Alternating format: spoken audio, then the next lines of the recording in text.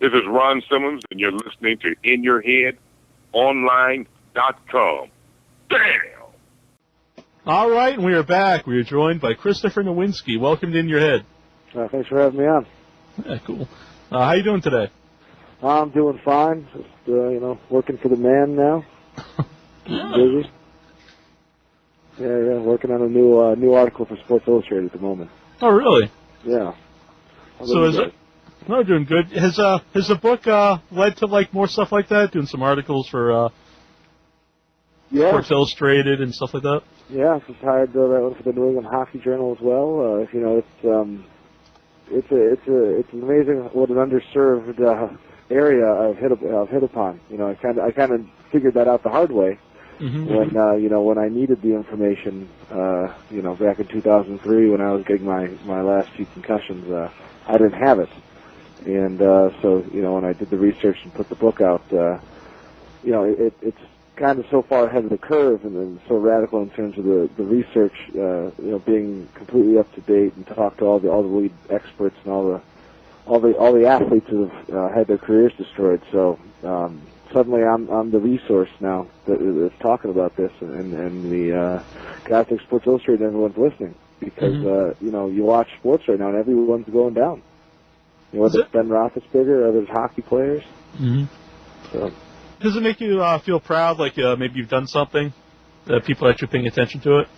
Yeah, no, it makes me feel immensely proud that I've kind of turned my own little personal thing into something kind of productive and kind of contribute something positive to the world here because it's working. I'm speaking at conferences now and.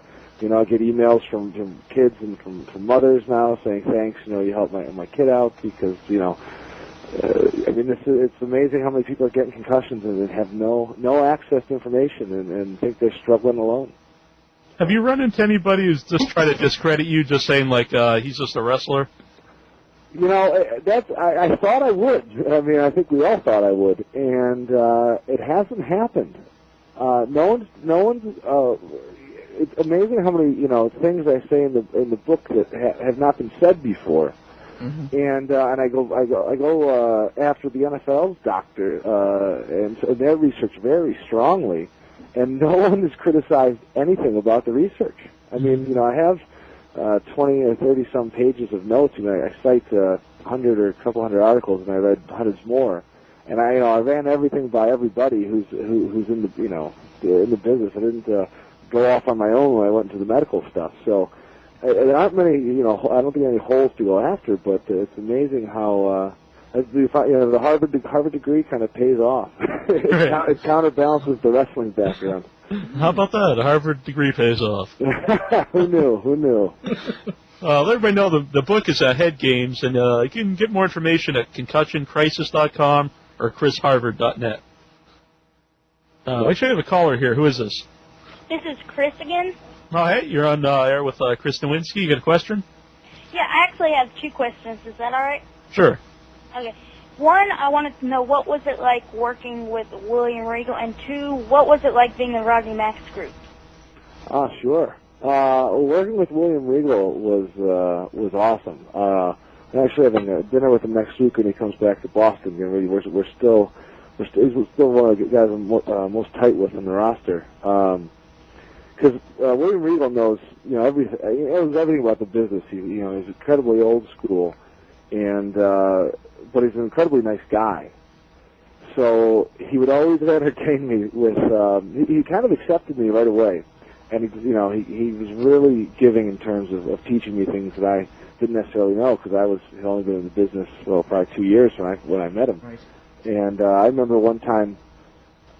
When we just started tagging together, we go out to ringside for the opening of Raw, and everyone's standing on the outside of the ropes, the whole roster, so Vince can make a speech. And I'm standing there, and I got I'm kind of leaning forward on the ropes to listen, and Regal turns and looks at me while the live cameras are going. He goes, "Get your damn elbows off the ropes. It's so unprofessional. always look like you're ready to fight." And he actually, when we were backstage, whenever I would have my hands in my pockets, he'd punch me in the face because he would want to teach me that you had to be ready to fight at any moment, from his upbringing. So I learned never to walk around with my hands in my pockets from William Regal. So, and he still does it to this day. So he's a very sweet man. He just doesn't like you. Yeah, I think it's because he likes you. It's a love punch to the face, right? Oh, okay. I'd hate to see what he does if he didn't like you. and then Rodney Mack, that was an adventure.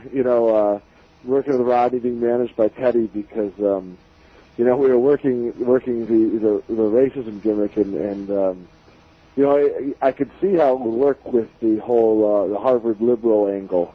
But we didn't get enough of a chance to really explore it, and I always felt, everyone kind of, I don't think anyone would disagree with me when I would say my talking was probably better than my wrestling, and to go with a manager, I think kind of hurt me in that sense, because he did our talking, and then I took away my strength a little bit at that point in my career, which was unfortunately one of the only points in my career, but yeah, so it was fun working with those guys because they're great guys. And actually, I talk a lot. They're very involved in the book because, Teddy Long's one of the guys who made me stop wrestling when I kept driving. I was tagging with Rodney when I got my last concussion. And Teddy was one of the guys who said, you shouldn't get in the ring anymore because you look like you just got hit by a truck. So, yeah. So everybody know the book's really entertaining. Some people might just think it's, almost like a textbook about concussions. But, you got stories in there about wrestling.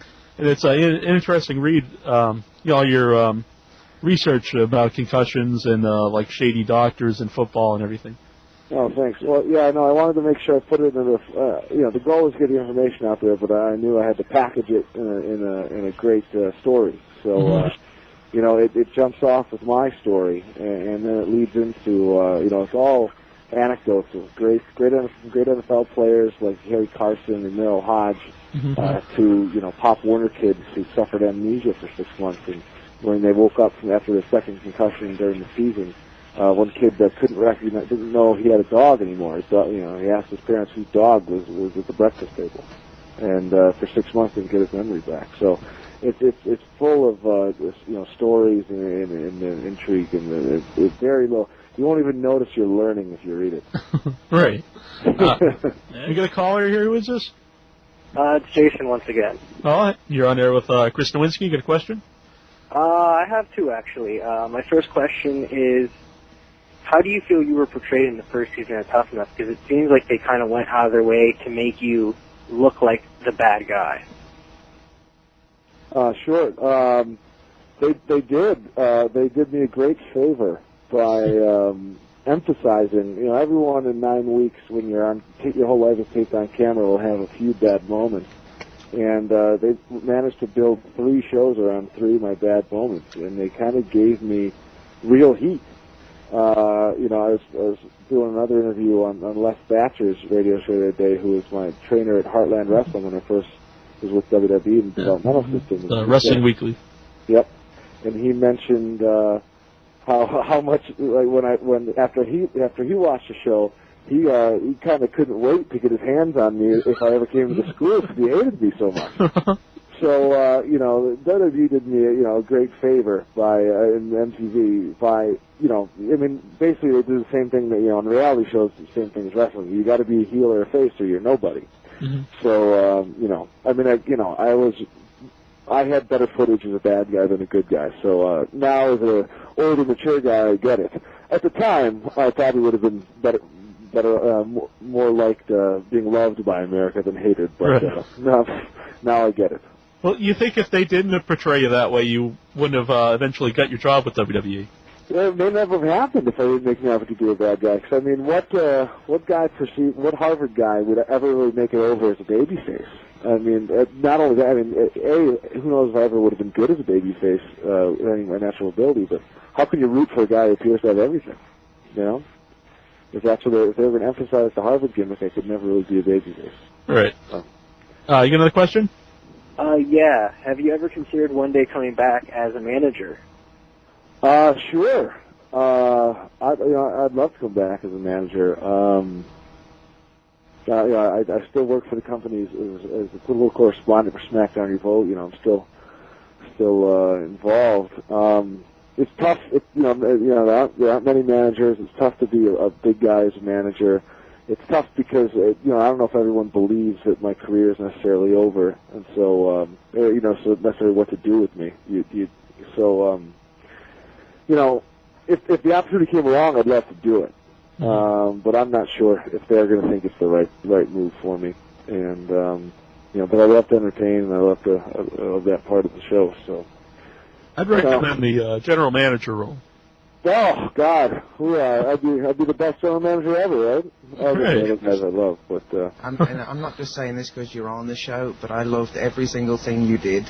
And when you appeared in Vince's office applying for the job, I honest to God leapt to my feet because I'm such a huge Nowinski mark. Well, thank you very much. It was the greatest. You were the greatest thing on Raw for a while. Did you ever get it down with Molly Holly? Did you ever get that hymen in the end? I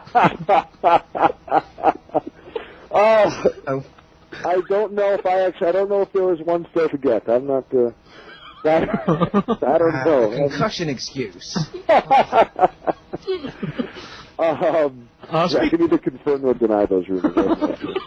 Speaking of that, did you write your own promos? I did write a lot of my own promos.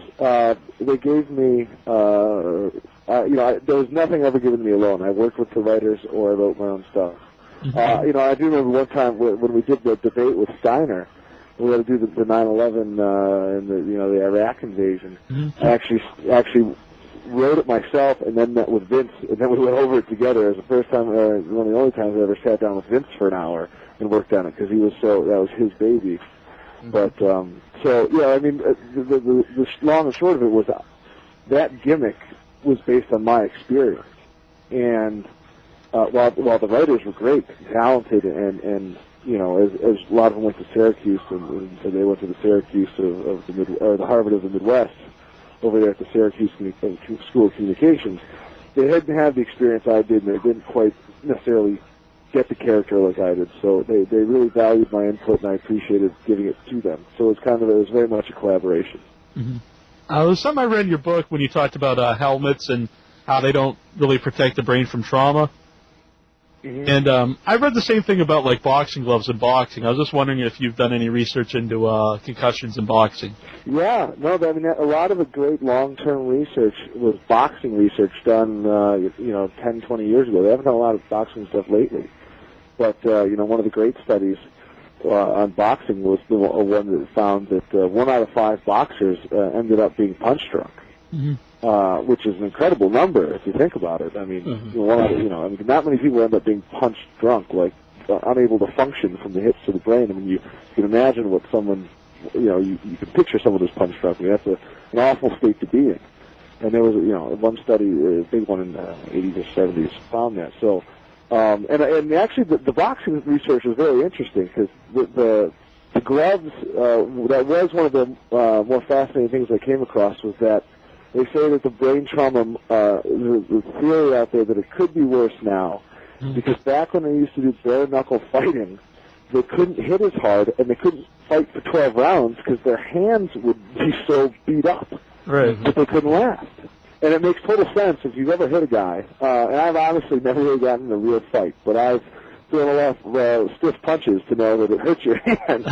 And if I was really trying to, I don't know if you could get away with boxers for hundreds of fights in a match. If you could really not hit, and your hands become heavier with the gloves. So there's definitely something to be said for that. But it's impossible to evaluate it because you're never going to get somebody to take 100 punches to the head with these days. Right. Take 100 punches bare knuckle, then take them with gloves. Yeah, it's for research. Right. Someone here in our chat room, Abdul the Butcher's scar tissue. He wants to know if you've ever thought about being a heel commentator. I have. I actually had a tryout once, and I also I did some commentating for Chaotic Wrestling, which is where I broke it at Kowalski's, and then the trainer at Kowalski's, when Killer could no longer do the day-to-day, opened up their own school at Chaotic, and they run a good show every month. And so I'd go up there and do their commentary. You can actually probably get the DVDs and see if I'm any good over there. I had a lot of fun with it, and I did it every week for about every month for 6 months or so. But it's a fun gig. It's a fun gig, and if the opportunity ever really presents itself with WWE, I mean, they've only got a few. There's 3 or 4 jobs that pay the bills. So, Lawler's great. JBL's done real well for himself. So, unfortunately, when you're planning your career, you don't put all your eggs into there's 3 jobs in the world that I can get. I'm gonna hold out for those. Right. So I love doing it. Again, it's a great chance to be part of the show. I'd probably be pretty decent at it. Who knows with years of experience what it'd be like, but. Right now I'm doing my pharmaceutical consulting. I'm doing a lot of writing, and I'm still doing my spin-offs and stuff for WWE. So we'll see. Now, a couple of questions from the message board here. First comes from Jobs, who wants to know, why are you so awesome? Why am I so awesome? Yeah. That's the best question of the night. Jobs is like, he's my heterosexual man partner, and he's just as big of a Chris Nowinski fan as I am. Gosh, I found my 2 fans tonight. This is great. We constantly sit around watching you do the old school advertisement with Mean Gene Okerlund. We just sit and watch that over and over again all night. That was a great time. That was the first time I ever met Mean Gene, was doing that thing. That was the first time I ever did something with 15 takes. Was Gene drunk? Is that why it took 15 takes? I would not. Gene, I didn't know Gene drunk. He's hanging out with CM Punk. Yeah, those guys are traveling the road together. That was a good time. But I don't know. I can't answer that. You can answer that for me though. Anytime you want, you can just go on, keep going on and on. Yeah. Oh, he does. I do. You got a question from the board, didn't you? Extreme Falls, he wants to know, why do you think most of the Tough Enough kids fail in the business? I think, and I'll expand that question to, there's some success among the winners. Nitro's doing all right. Capitelli probably would have done very well without his illness. Jackie's still in TNA, but for the most part, you look at the fact that there were 50 now, odd people who got into the program, and not many of them are even doing indies. There was the system itself created a total there was a lack of passion requirement to get in. The one thing I noticed and bothered me and partly created the animosity that created my heel character was the fact that I sat there and watched all these people's interviews and listened to what they said on camera for the first 2 weeks of the show, and they always said, I've always wanted to be a pro wrestler my entire life. And I had just come from, doing 3 months at Kowalski's and kind of mortgaging the few $1,000s that I had to my name at that point after graduating from school with tons of loans under my belt, and investing it in the school. And even working part-time, not even getting to the nice job that I had waiting for me full-time. And, I'd made that decision, and you could tell from my past that I was committed to doing it. Well, the only guy who's ever, that I know that's ever really done that, at least on the first few seasons, was Josh. Josh had, gone through a little training prior to Tough Enough. But everyone else said that, yet at 25 years old, when they came onto the show, had never stepped foot in the ring. Well, if you're 25 and you've always wanted to be a wrestler and you've yet to get in the ring, you're full of crap. So they're all just big talkers looking for an opportunity, but they didn't want to be wrestlers. So when it wasn't easy, they walked away, and that's why they're not around. Because it's not easy. Do you think part? Go on, Richard. Do you think they should do another Tough Enough? I think I think the show. I mean, in the original way, not the one they did last time. Right, where it's just like vignettes on SmackDown. Yeah, that was not entertaining. But the original way, I mean, people care. I mean, the fact that it was 5 years ago for me, now or more 5.5 that it aired, and people still recognize me in the street and still care. And still say they were rooting for me for a show, 5 years ago, and a million reality shows later, people remember Tough Enough. That's something. I mean, there was a real goal. It was a real show, and people really cared. It wasn't one of these, playing for a car. You were playing for your career. and that connected with people, and it gave them a chance to really see people try, and it put over everybody on the roster. So the whole idea of protecting the business, you can do it the right way. You can keep the curtain up and still have the show. So I don't know what the holdup is. Yeah. Do you think they should pick guys that are maybe have a little more experience in wrestling, so like right after the show they could debut on TV? Sure. Yeah, that's not a bad idea at all, because you got to capitalize off the steam they have, and it could just be a finishing school. Just take guys who can work and get them to the next level and get them the exposure. Why not? I think that'd be a great idea to try it that way. I don't know. There was an argument against it, and I once had it with the producers. I don't remember what the answer was, but they had one. Is there any wrestling moves you'd like to see like not used because they can bring about concussions, like maybe chair shots to the head or anything? Interesting question. I've yet to be asked that question, but I do have an opinion of that. And my many interviews on this. I absolutely think that that with the knowledge that we kind of have now of what these things do to yourself, both to neck and the head. I mean, we banned pile drivers for 99% of guys because we know what it can do. Well, now, especially with this book, I dropped off 10 copies to headquarters a few months ago. We know what some of these things can do to your head, and while it's not instantaneous broken neck, we do know that over time it's just as bad. And so I'd like to see that be brought into consideration when some of these ridiculous bumps or some of these maybe the idea of taking what I really hate. And I once had it out with a talk with Chris Benoit about this.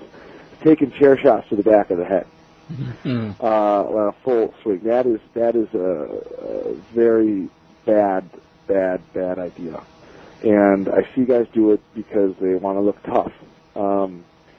But the reason you can take a chair shot to the front of your head, even if you don't put your hand up, is because you see it coming and you can adjust your body, and so you can reduce the forces going through your brain and your head. But back of the head, you can't see it coming, you can't adjust, and it's almost a guaranteed, concussion or just really significant force. And you don't get any extra heat from hitting someone in the back of the head of the chair as you would in the front. It doesn't really make a difference. So you hit them in the back. As long as you hit you in the back, you're a coward. So the back of the head and things like that have no business in a profession where you're trying to have guys have long careers. El Santo Loco on the message board asked a question that I loved so much I'm going to have to ask it verbatim. He wants to know, when you was in Harvard, did your peers know you was a big wrestling fan? Wait, say that again? When you was in Harvard, did your peers know you was a big wrestling fan? Ah, okay, sorry, we're speaking an older English. When I was at Harvard, was I, or did people know I was? Was that... Did people know you were? Oh, did people know?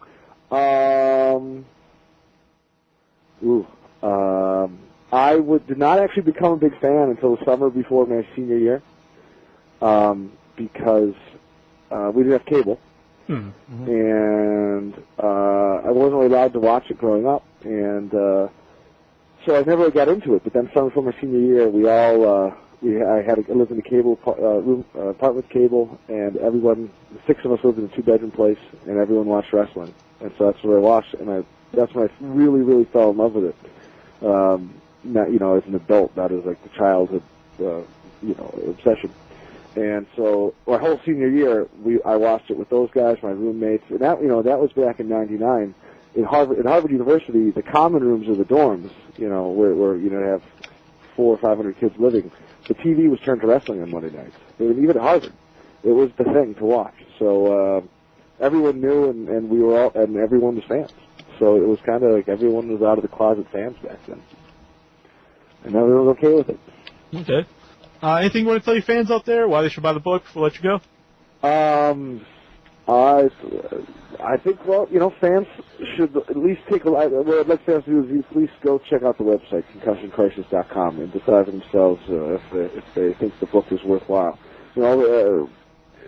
for me, it's just this is a very serious issue. I've learned a lot about concussions and how devastating they can be, and I realized that I don't know, 90% of them go undiagnosed in sports, and people just have all the long-term problems can be alleviated if you just know how to treat them when they happen. But it's just not easy to find them. Like for me, I just kept getting back in the ring because I kept blowing off the fact that I was blacking out in the ring. Well, I learned the hard way that was a bad idea.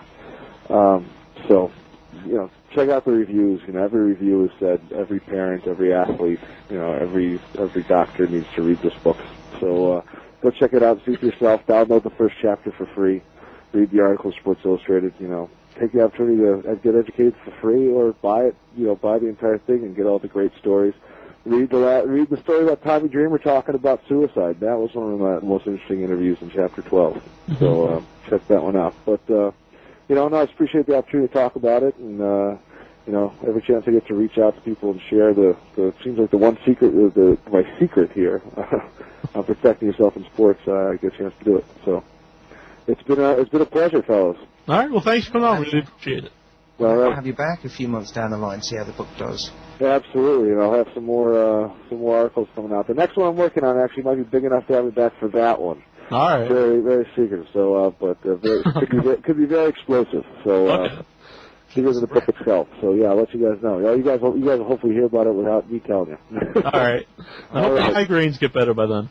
Oh, thank you very much. Well, it's been 3.5 years, so I don't cross my fingers anymore, but appreciate it. Hello, and howdy do, everybody. This is Al Snow of Tough Enough, of WWE, of ECW, and Chief Cook and Bottle Washer, and anything else that'll get me paid. You're listening to InYourHeadOnline.com right now, which of course you know because you're at your computer.